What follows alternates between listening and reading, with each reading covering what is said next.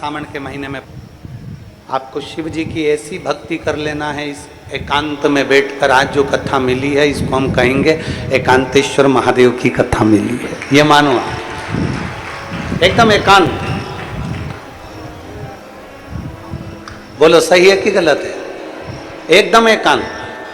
कोई बड़ी मल्टी नहीं, कोई बिल्डिंग नहीं, कोई शहर लगा हुआ, बिल्कुल बिल्कुल एकांत। इसलिए ये कथा हम कहते हैं ना कि एकांतेश्वर महादेव की पूजन का फल चोगना मिलता है, तो इस कथा का 5 दिन का फल भी चोगना ही मिलेगा, ये निश्चित है, निश्चित है। दिल से सुनो, श्रवण करो और अपने जीवन में उतारो। बड़ी मुश्किल से मिलती है शिव महापुराण की कथा, और अपने क्षेत्र में हो जाए और अपने क्षेत्र में बैठकर यदि हम कथा का लाभ ले लें तो ये समझ लो कहीं शिव की कृपा है। अब पुण्य कितना प्रबल होगा जरा आप अपना अंदाजा लगा कर बैठी है गनौद वालों।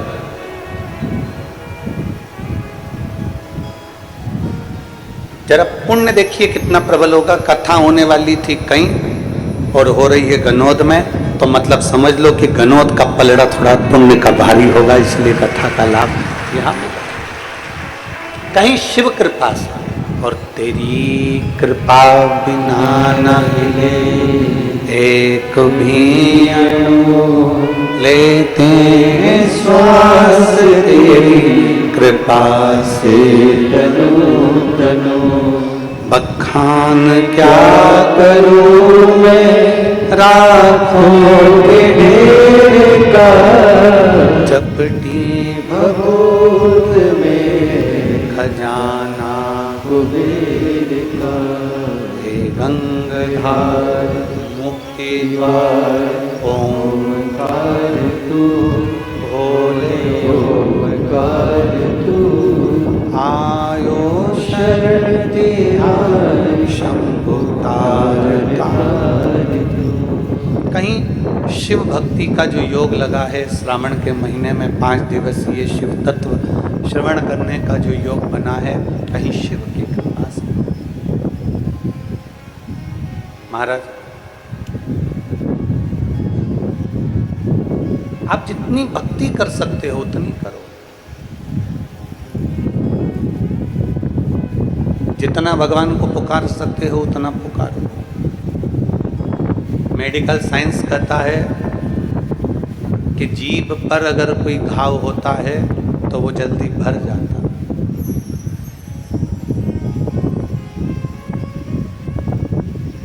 जीभ पर, जिह्वा पर अगर कोई घाव हुआ तो वो जल्दी भर जाता है, ये मेडिकल साइंस कहता है।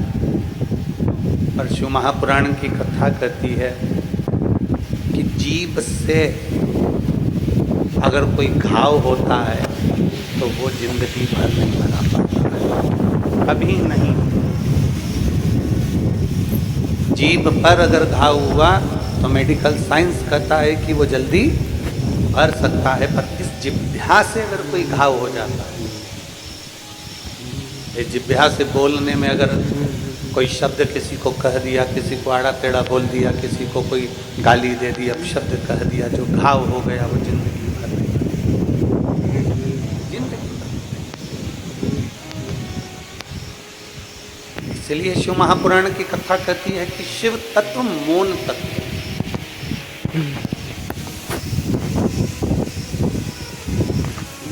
शिव तत्व में मौनता, जितनी मौनता शंकर की अविरल भक्ति में है उतनी मौनता कहीं नहीं। शिव तत्व में आप जितना मौन हो सकते हो, शिव तत्व में जितना आप चुप रह सकते हो, उतना सुख आपके जीवन में उत्पन्न हो जाता है।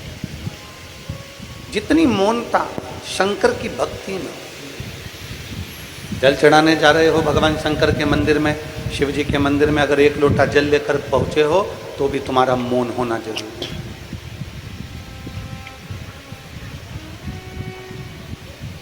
शिव के मंदिर में अगर तुम आराधना कर रहे हो तो तुम्हारा मौन होना जरूरी है। शिव भक्ति में जितनी मौनता हो सकती है उतनी धारण करो, जितनी मौन। कथा सुनने भी आते हो। वैसे तो आप लोग छत्तीसगढ़िया सबड़े बढ़िया, ये वैसे तो आप छत्तीसगढ़ के रहवासी हो, तो ये तो है कि आप लोग कथा को जब सुनते हो तो एकदम मौन होकर, एकदम साइलेंट होकर सुनो। जितनी मौनता हम धारण करेंगे उतने शिव के करीब जाते जाएंगे।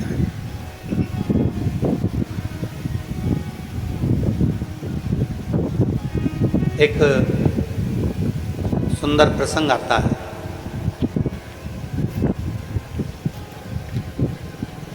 षडानंद कार्तिकेय जी के 6 मुख, भगवान श्री गणेश जी महाराज का एक गजमुख है, लंबोदर। षडानंद कार्तिकेय जी के 6 मुख हैं और भगवान श्री गणेश जी महाराज लंबोदर एक मुख है।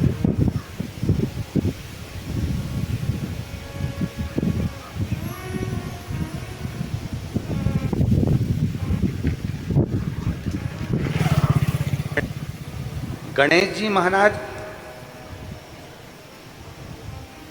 साधना में लीन नहीं होते,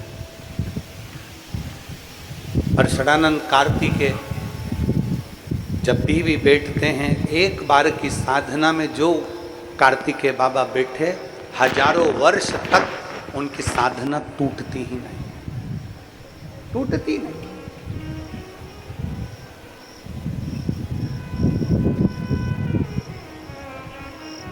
एक बार पूछा गया षडानंद कार्तिकेय जी से और गणेश जी से कि गणेश जी महाराज साधना में लीन नहीं होते और षडानंद कार्तिकेय 6 मुखधारी, 6 मुख वाले कार्तिकेय बाबा एकदम मौन साधना में डूबे रहते, क्यों?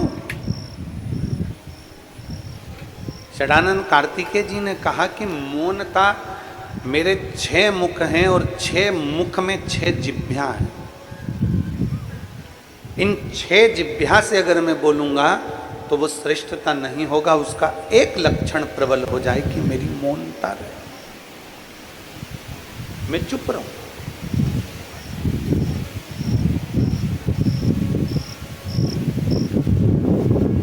और मेरे चुप रहने में मैं भगवान की विरल भक्ति में डूबा रहता हूँ, भगवान शिव की विरल भक्ति में समाया होता हूँ।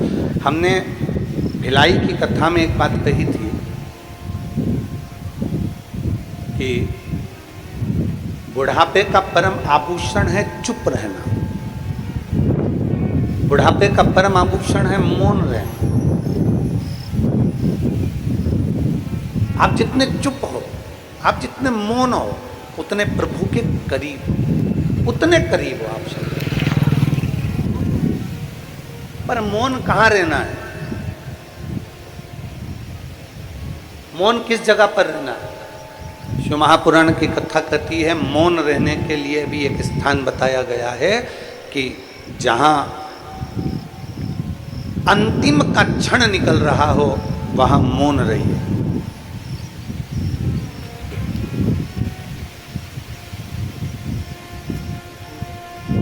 वहां मौन रहिए, शांत रहिए। जहां व्यर्थ की बातें हो रही हो वहां मौन रहिए। पर बोलने की जब जरूरत हो,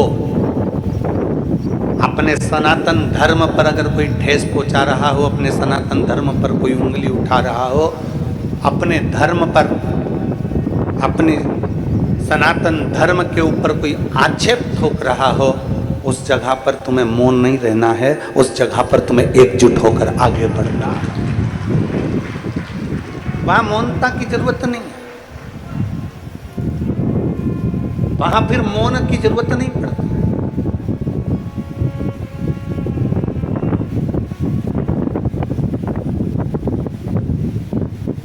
शिव महापुराण की कथा कहती है, भगवान शंकर की विरल भक्ति कहती है, शिव तत्व कहता है कि मौनता में शिव की प्राप्ति है। पर कुछ स्थान ऐसे बताए गए हैं जब मौन रही है और कुछ स्थान ऐसे बताए गए हैं जब बोली है।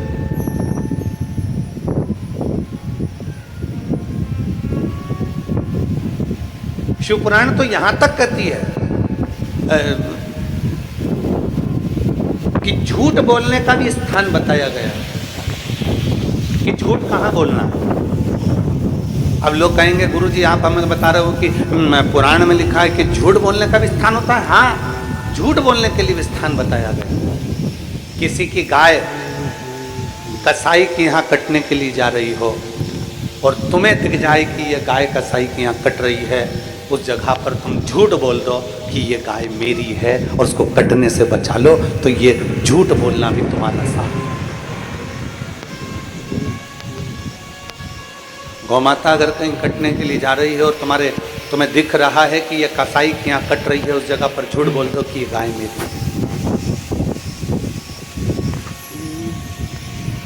तुम्हारे झूठ बोलने से अगर किसी का घर बन रहा है, किसी का जीवन सार्थक हो रहा है, तो वहां झूठ बोल सकते,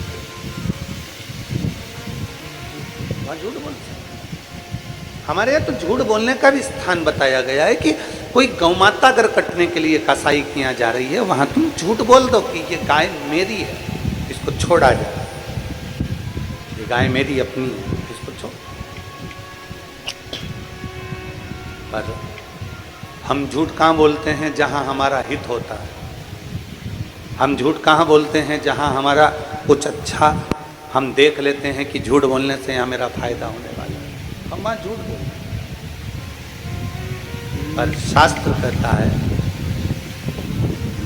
मत बुरे कर्म कर बंदे वरना पछताएगा, भगवान की आंखों से तू बच नहीं पाएगा, तू बच नहीं पाएगा। अरे ओ अज्ञानी मत करना नादानी, अरे ओ अज्ञानी मत करना नादानी। तेरे कर्म का फल भी तू ही पाएगा, जैसा किया तूने तेरे आगे आएगा। मत बुरे कर्म कर बंदे वरना पछताएगा, भगवान की आंखों से तू बच नहीं पाएगा, तू बच नहीं पाएगा। अरे ओ अज्ञानी मत करना दानी, अरे ओ अज्ञानी मत करना। अपने लिए झूठ नहीं बोलना, अपनी भलाई के लिए झूठ नहीं बोलना। अगर बन सके तो किसी का हित हो रहा हो, किसी का अच्छा हो रहा हो, तो झूठ बोलने में, कहीं गौ माता कट रही है उसको बचाने में बोल।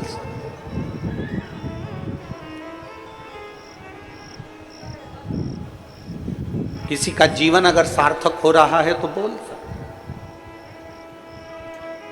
पर अपना लोभ नहीं, अपना लालच नहीं, अपना सुख नहीं। शिव कथा कह रही, शिव महापुराण की कथा कर रही।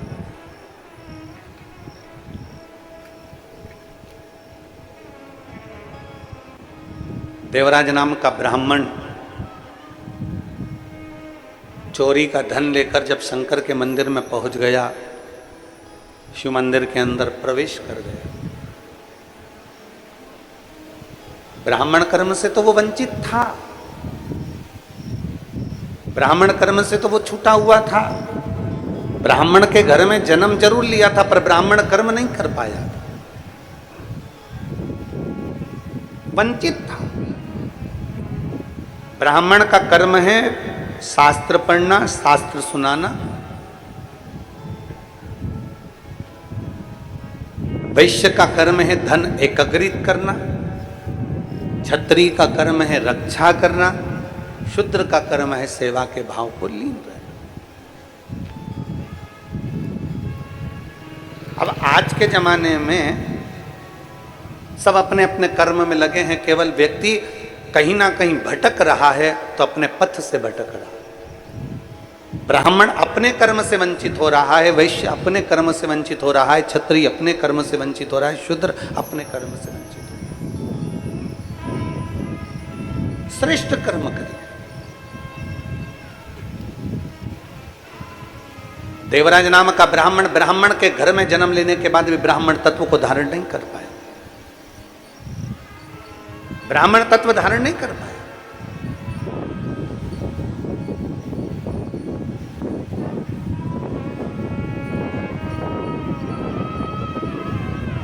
अब जब वो ब्राह्मण तत्व को धारण नहीं कर पाया तो ब्राह्मण तत्व धारण ना करने के कारण वो चोरियां करने लगा, थोड़ा सा धन एकत्रित करने लगा और चोरी का धन लेकर शरीर में जब ताप पड़ा, शरीर में जब बुखार लगा, ठंड सी लगी, तब शिव मंदिर में गया छुपने के लिए, अपने शरीर को बचाने के लिए, तब उस शिवालय में गया। अब किसी ना किसी भाव से, किसी ना किसी रूप में शंकर के पास गया तो है, किसी ना किसी रूप में शिव तत्व के नजदीक गया तो है।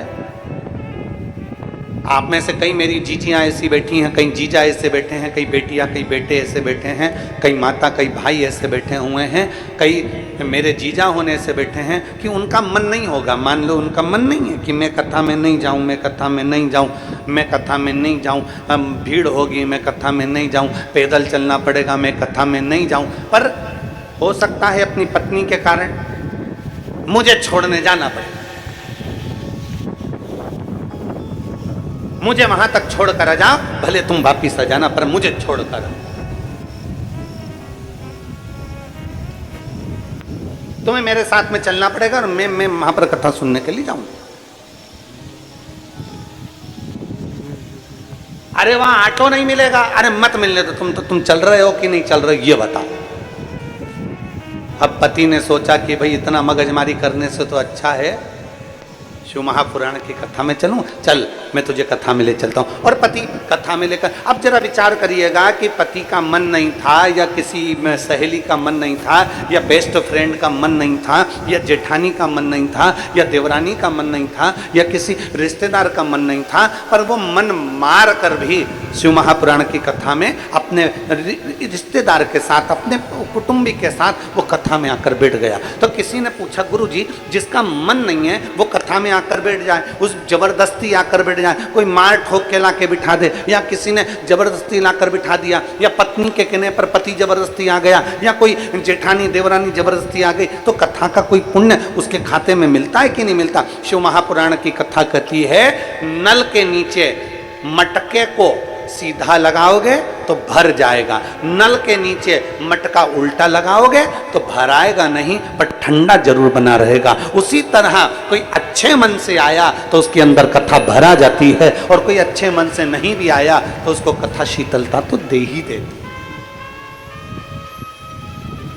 शिव महापुराण उसको शीतलता देती है, शिव महापुराण उसको एक आनंद का अनुभव करा देती है। भले उसका चित्त कथा में नहीं लगे, भले उसका मन कथा में नहीं लगे, उसकी चित्त वृत्ति कथा में न लगे, पर वो कथा में आकर बैठ गया, मतलब बैठा है तो ये निश्चित है। आपको भूख लगी है, आप शादी में गए हो, पंगत लगी है, पत्तल लग रही है, और पत्तल लगते लगते कोई पत्तल देने वाला आया, तुम्हारे साथ में कोई दूसरा बैठा है, उसका पेट भरा हुआ है, वो नहीं खाना चाहता, फिर भी पत्तल वाले को थोड़ी ना मालूम कि इसका पेट भरा है कि खाली है। वो तो पत्तल लगाते लगाते लगाते लगाते गया और उसने पत्तल वहां लगा दी। जिसका पेट भरा था उसके पास भी पत्तल लगी है, तो पड़ोसी ने कहा तो तेरा तो पेट भरा था, हाँ मैं नहीं खाऊंगा, तो ये पत्तल लग गई, कोई बात नहीं। अब पत्तल लगी थी, इतने में नुक्ति देने वाला आया, बूंदी बूंदी बूंदी बूंदी नुक्ति नुक्ति नुक्ति, और मालूम पड़ा वो नुक्ति उसको डालकर चले गया। फिर पड़ोसन ने कहा तेरा तो पेट भरा था, अब ये बूंदी कौन खाएगा? अब रख गया तो रख जाने दो। थोड़ी देर में गुलाब जामुन गुलाब जामुन गुलाब जामुन करता आया और गुलाब जामुन रखकर चले गया। अब वो रखा तो था, तो उसने सोचा इतना सारा सामान इकट्ठा हो गया है, मेरा पेट भी भरा है, कोई बात नहीं, मैं उसको बांध कर अपने घर के लिए लेकर चले जाता हूँ। अगर मन नहीं भी लगे और अगर कोई शिव पुराण की कथा में जाकर बैठ जाता है तो मेरा महादेव उसके पल्लू में कुछ ना कुछ अच्छा बांध कर भेज ही देता है। वो शिव तत्व है, वो शिव तत्व है। और शंभु शरणे पड़ी मांगू घड़ी रे घड़ी, दुख काटो दया करी ने दर्शन आपको। शंभु शरणे मांगू घड़ी रे घड़ी दुख काटो दया करी दर्शन। अब मन से जाओ चाहे बेमन से जाओ,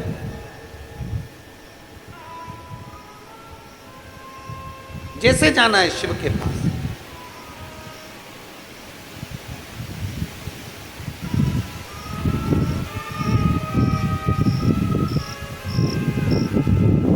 जैसे तुम्हारी मर्जी।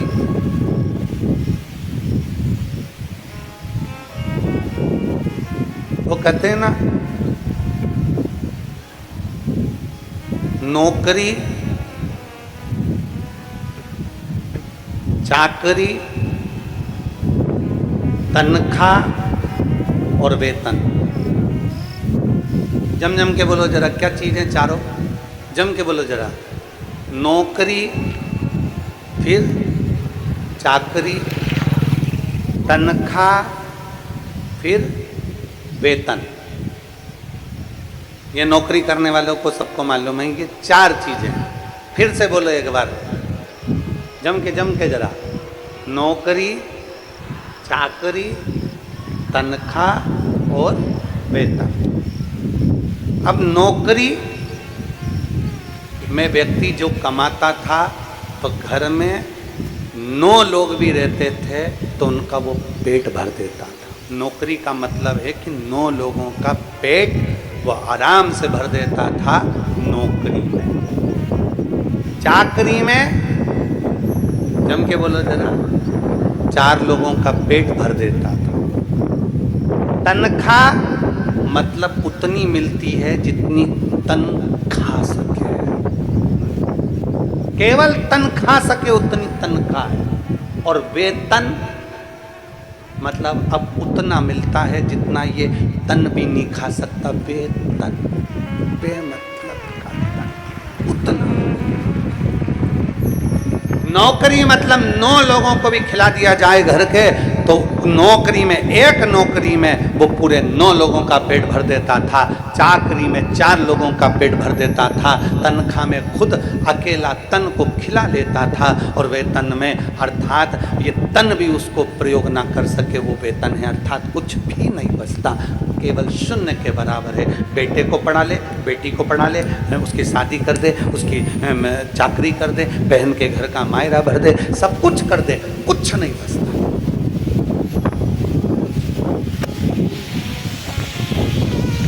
तब कहा नौकरी में 9 खा सकते हैं, चाकरी में 4 कर सकते हैं, तनख्वाह में शरीर खा सकता है और वेतन में कुछ भी प्राप्त नहीं होता। तब शास्त्र कहता है कि ये सारी चीजें अपनी जगह पर चलने दो और एक नौकरी और चालू करो, और मेरे शंकर के मंदिर में जाकर 1 लोटा जल चढ़ाने की नौकरी प्रारंभ करो। तब शिव जी के मंदिर में जाइए, 1 लोटा जल बाबा देवज्ञ महादेव को समर्पित करिए और मेरे भोले तेरी नौकरी सबसे बढ़िया है, सबसे मेरे बाबा तेरी नौकरी सबसे बढ़िया है, सबसे तेरे दरवाजे की चाकरी सबसे बढ़िया है, सबसे जब से तेरा गुलाम हो गया तब से मेरा भी नाम हो गया, जब से तेरा गुलाम हो गया तब से मेरा भी नाम हो गया, वरना औकात क्या थी मेरी, वरना औकात क्या थी मेरी, सबसे बढ़िया है सबसे घरड़ी। भोले बाबा तेरी नौकरी